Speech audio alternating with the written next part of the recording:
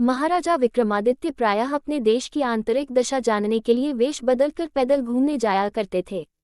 एक दिन घूमते घूमते एक नगर में पहुंचे। वहां का रास्ता उन्हें मालूम ना था। राजा रास्ता पूछने के लिए किसी व्यक्ति की तलाश में आगे बढ़े। आगे उन्हें एक हवलदार सरकारी वर्दी पहने हुए दिखा। राजा ने उसके पास जाकर पूछा, महाशय अमुक स्थान जाने का रास्ता क्या है, कृपया बताए। हवलदार ने अकड़ कर कहा, मूर्ख तू देखता नहीं, मैं हाकिम हूँ, मेरा काम रास्ता बताना नहीं है, चल हट किसी दूसरे से पूछ। राजा ने नम्रता से पूछा, महोदय, यदि सरकारी आदमी भी किसी यात्री को रास्ता बता दे तो कोई हर्ज तो नहीं है। खैर मैं किसी दूसरे से पूछ लूंगा, पर इतना तो बता दीजिए कि आप किस पद पर काम करते हैं।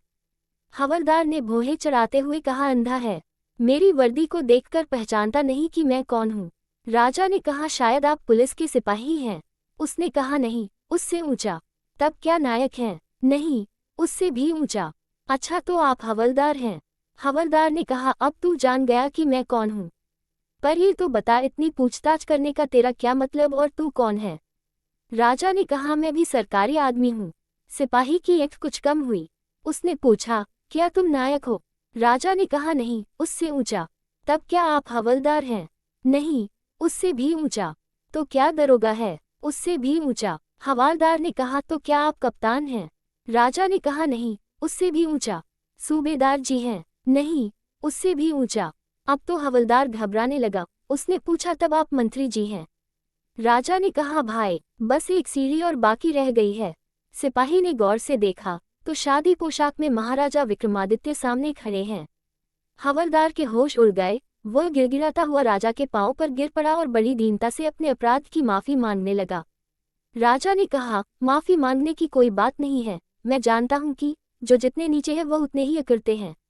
जब तुम बड़े बनोगे तो मेरी तरह तुम भी नम्रता का बर्ताव सीखोगे। जो जितना ही ऊंचा है वह उतना ही सहनशील एवं ननर होता है, और जो जितना नीचे एवं ओछा होता है वह उतना ही ऐठा रहता है।